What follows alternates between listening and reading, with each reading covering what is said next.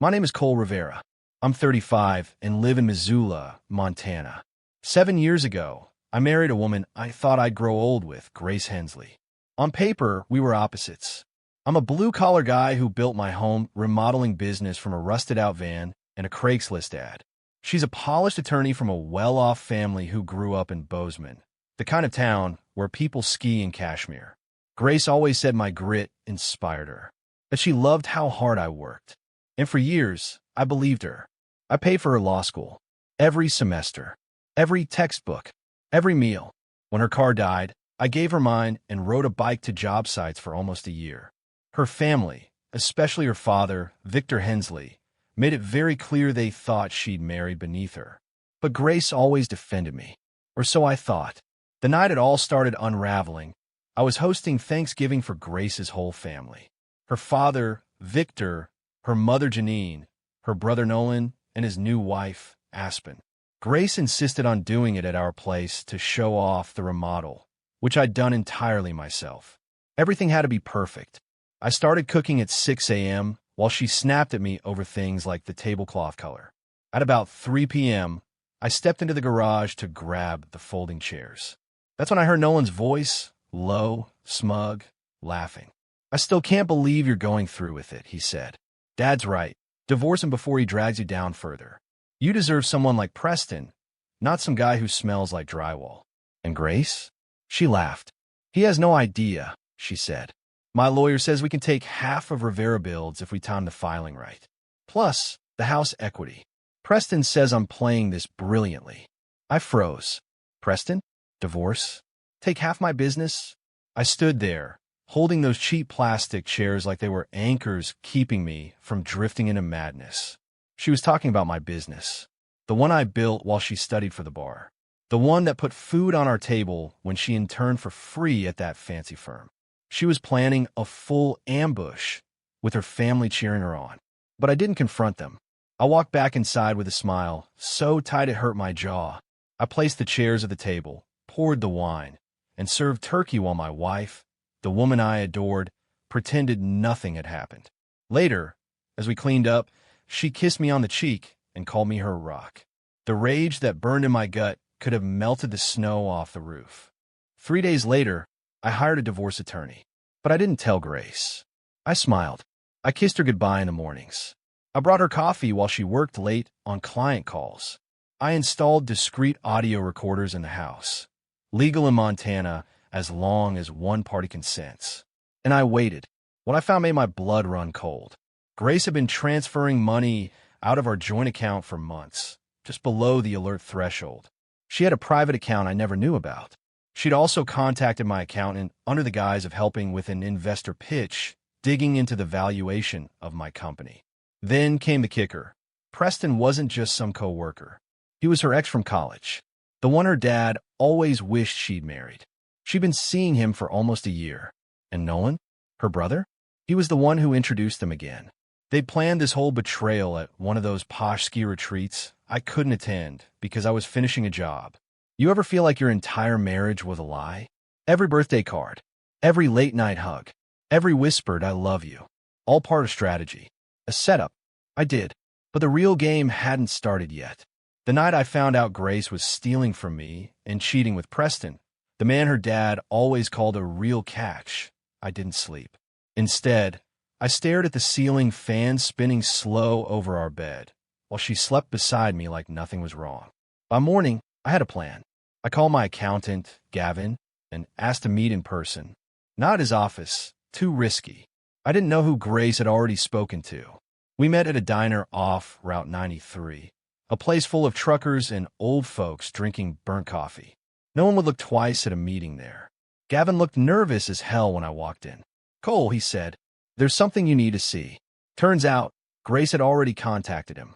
She claimed she was helping me prepare for tax season and asked a suspicious number of questions about business valuation, ownership shares, and the possibility of a silent investor. Gavin didn't give her much. He said her tone gave him a bad feeling. But he did check our books afterward and found discrepancies. Minor ones. Transfers made on days I wasn't even in town. Vendor invoices edited after approval. All small, subtle things. enough to raise questions if brought up in court. Grace had been tampering with the books, creating a trail.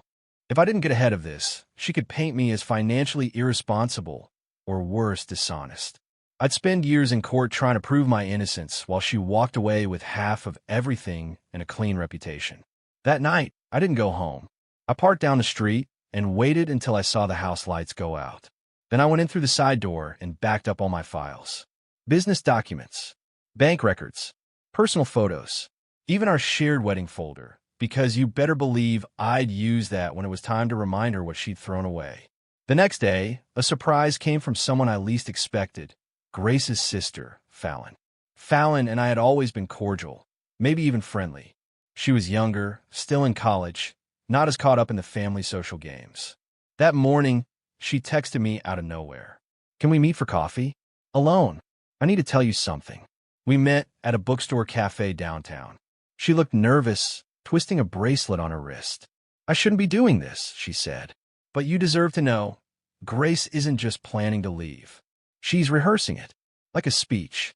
She wanted to be clean. No mess. No scandal." Then she hesitated. "And Preston? He's married, with kids." Grace said she was going to wait until the end of the year, but now she's getting impatient. Wait, married? That detail changed everything. "Does her dad know?" I asked. Fallon shook her head. "Not about Preston, but he's helping her with a separate account. Said he wanted her to have a safety net just in case you tried anything." A safety net? They were building an escape tunnel behind my back and filling it with my money.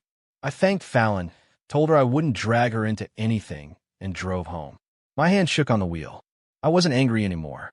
I was focused. I started phase 1 the next day. Transfer my personal tools, thousands in equipment, out of the garage and into storage. Change the passwords on all business accounts. Locked down client contracts under my name only. Then I went to the bank and froze the joint account under suspicion of fraud. Legal? Absolutely. If your spouse is moving money without consent, you're allowed to intervene. Grace didn't notice for 3 days. That Sunday morning, I woke to her slamming cabinets. "Did you change the account password?" she snapped. "Bank flagged it," I lied. "Something about fraud. I'll go on Monday." She nodded, suspicious but cautious. She couldn't afford to trigger me. Not yet. That night, I recorded her in the kitchen whispering to Nolan over the phone. "He's being weird. Might suspect something, but Preston's pressuring me. He wants to go public soon." Perfect. She was unraveling. The next step? Invite her entire family for dinner again. And this time, serve them something unforgettable. Planning the dinner took 2 days. Grace didn't question it. In fact, she seemed relieved I was getting over my mood. I told her I wanted to reconnect with the family, that I felt bad for being distant lately. She smiled, kissed me, and said she was proud of me for trying. I could barely keep from laughing. I told her to invite her parents, her brother Nolan, and his wife Aspen, and this time I suggested she invite Fallon too. "Oh," she said, surprised. "You sure?" I nodded. "Fallon's part of the family." Her eyes narrowed, but she agreed. Perfect. The night before the dinner, I stayed up late printing everything. All of it. Screenshots of texts between Grace and Preston. The bank transfer history. Her fake account. The tampered invoices. Even a voicemail Fallon left me confirming everything. I also printed a full spreadsheet of every dollar I spent on Grace's education. $84, $9.20, not counting interest. I clipped it all together into personalized folders, one for each family member. Dinner night came fast.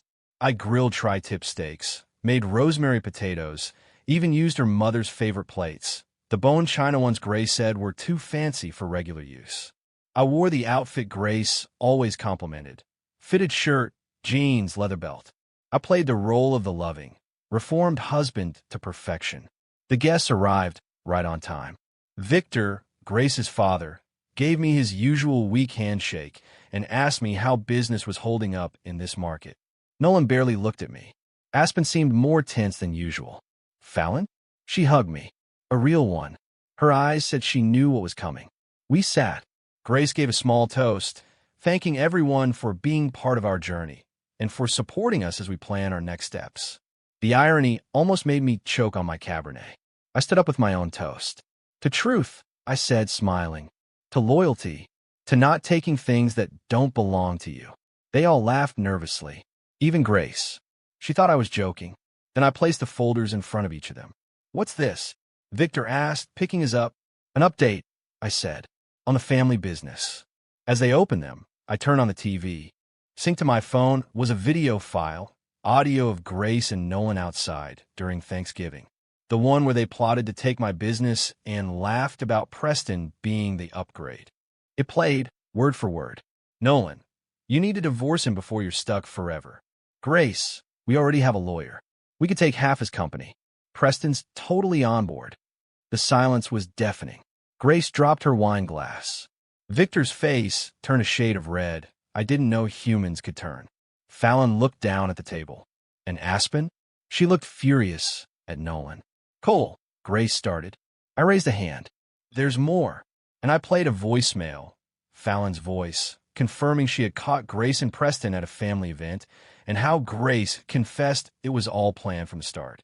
Then I showed the emails Grace sent to my accountant. Her attempt to dig into my valuation. The account she opened with her father's help. The draft prenup I found in her email to Preston, suggesting he push for one after the dust settles. Victor stood up, pointing at Grace. "You did this behind my back." She turned pale. "I didn't tell you about Preston because he's married." I added, scrolling to a final email, Preston's wife, Miranda, confirming she had filed for separation. "She found out 3 days ago. Guess what broke the news?" I held up my phone. Grace lunged across the table to grab it. I stepped back. "No more lies," I said. "No more games. You used me, but you forgot the one thing people like me always know, how to build and how to destroy." Victor stormed out. Janine followed, crying. Nolan sat frozen as Aspen grabbed her purse and walked out, without him. Fallon was the last one to move. She stood, walked over, and hugged me again. "I'm sorry," she whispered. "I really did think you two had something." I didn't respond. I didn't have the words yet. Grace just stood there in the middle of our dining room, shaking, mascara running down her cheeks. "You planned this whole thing," she said. "Just like you planned the divorce," I replied. "Guess we're both strategic." She reached for me. I stepped back. "You need to go. You can stay at your dad's. Or Preston's. Or maybe with Miranda, if she lets you on her lawn." She left with nothing but her phone and keys. And I started packing my life into boxes, except this time, it was my choice. The house was too quiet after Grace left. It was the kind of silence that hums in your bones, like something just got ripped out, but the echo hasn't caught up yet. I didn't sleep that night. Instead, I sat on the back deck with a bottle of bourbon, staring at the moonlit yard I'd landscaped with my own 2 hands. Every stone in the walkway, every light fixture she picked, but never helped install. 7 years of building a life. And it turned out, I was the scaffolding for hers. By Monday, the fallout had started. Victor emailed me. A short, icy message. "You've embarrassed this family beyond repair. We'll see you in court." I replied with a single attachment, Grace's voice recording, along with a notice from my lawyer stating that we would be filing first. By Wednesday, my lawyer had also spoken with Preston's wife, Miranda. She'd confirmed that not only was Preston married, but he had a long track record of this behavior. She offered to testify. She also sent over screenshots. Grace had been promising Preston access to future equity once the divorce finalized. She was bartering pieces of my company like it was a garage sale. Miranda and I met for coffee at a quiet cafe on the edge of town. We were both tired, both still raw. She told me they had 2 kids, 5 and 8. The way she spoke about them made my stomach twist. "I thought I was crazy," she said. "Every time he left town for conferences, I knew. But I didn't have proof until you gave it to me." I nodded. "I didn't do it for you," I said. "I did it to burn everything she touched." Miranda smiled just a little. "Still, thank you." By the end of the week, Aspen had filed for separation from Nolan. Turns out, that smug jerk had been embezzling from their shared online business, funneling money to cover some of Grace's legal groundwork. They were all in on it. One by one, the dominoes fell. Janine, Grace's mother, emailed me privately. "I didn't know," she wrote. I believed in you. I still do. I'm sorry for everything. I didn't reply. Fallon called next. I'm quitting the grad program, she said. Going back to work at the wildlife rescue. The program wasn't even my idea. It was Dad's. I smiled. You'll be great at that. She hesitated. Would you ever want to get a drink sometime? I paused. Fallon had been one of the only people who stood by me. But she was also Grace's sister. That mess was too fresh to walk through yet. Maybe, I said, but I'm still unpacking. She understood. By Sunday, Grace sent her first actual letter. Not a text, not a voicemail. A printed, handwritten letter left in the mailbox. She apologized. She said she lost sight of what mattered, that Preston had manipulated her, and that nothing happened physically until after she realized our marriage was over. I read it once. Then I shredded it and used the pieces to start a fire in the grill, where I'd cooked her family's last Thanksgiving dinner. And the smoke? It felt like the closest thing to closure I'd tasted in weeks. I didn't want her back. Not because I hated her, but because I knew her now. And once you've seen someone smile while plotting your downfall, you can't unsee it. The final phase of my plan was the most important, moving on. But I wasn't going to rush it, because some rebuilds take longer than others. 2 months later, I was standing in the same driveway where Grace's father once told me, "You'll never be good enough for her." Only now, I wasn't the boy unloading folding chairs. I was the man who had dismantled their dynasty. Grace and I finalized the divorce with brutal precision. Thanks to my airtight documentation, the judge awarded her nothing from Rivera Builds. Not a cent. No equity, no future stake, no payout. The house stayed with me. So did the truck, the tools, and the retirement fund I'd started just before she began law school. But the best part? Her name was removed from every business filing and every shared account. Completely erased. During the hearing, she barely looked at me. When she did, her eyes were hollow. Not angry, not sad, just lost. I could have felt pity, but I didn't. Because on the final day of court, Preston walked in, trying to sit beside her. She flinched. Turns out, he'd been served divorce papers too. Miranda had gone scorched earth, and she had money, lawyers, and zero tolerance for cheaters. Preston lost custody, the house, and a chunk of his assets. By the time Grace realized she'd jumped ship for a man sinking faster than she was, it was too late. The final twist? Victor Hensley, Mr. Elite Financial Genius, was caught up in a quiet internal audit at his firm. Something about misuse of client funds. I didn't report it. I didn't have to. One of his own clients was a former Rivera Builds customer who remembered how Victor mocked my primitive business model at that dinner table. Karma handled the rest. As for Grace, she moved back in with her mother in Bozeman. She emailed me once, months after the dust settled. A short, polite message asking if she could retrieve a necklace she'd left in the master bedroom. I boxed it up with the wedding album she never took. Dropped it at her door myself. Didn't even knock. Let her open that memory on her own. Fallon and I did eventually get that drink. Just as friends. She's working at a wildlife rehab center now, building cages for injured owls and foxes. She said my courage gave her the push she needed. But I wasn't brave. I was broken. And then I rebuilt. Now, I live in a smaller house on the edge of town. Just me and my dog. There's sawdust in the air, a fresh porch being laid out back, and plans for a second rental cabin. Every day, I get up early, drink coffee on the porch, and thank the stars I didn't ignore my gut that day in the garage. I used to think building a home meant walls, roofs, and square footage. But real homes are built with truth, respect, and loyalty. And if you pour your heart into the wrong foundation, you burn it down, and you build again. This time, stronger. This time, smarter. This time, for you.